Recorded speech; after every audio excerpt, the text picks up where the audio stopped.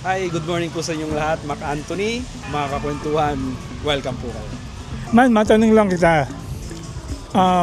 Ano yung pinaka most unforgettable experience mo bilang isang OFW dito sa Italy?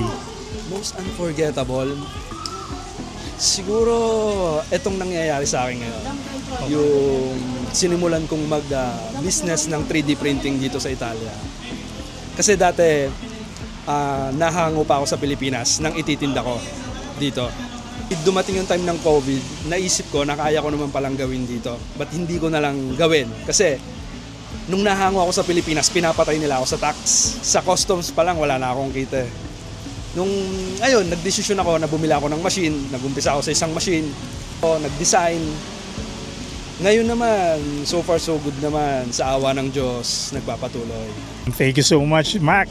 Meron kang Facebook page o YouTube? Promote mo. May Facebook page po ko na MA Elements, pero mas active po ako sa Facebook ko na Mac Anthony.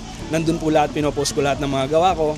Mga 3D printing, nagko-konting vlogging din, Yun. paminsan-minsan. Yun, maraming salamat, Mac, and hopefully makasama ko ulit namin sa mas mahabang kwentuhan natin. Salamat po mga kakwentuhan. Salamat.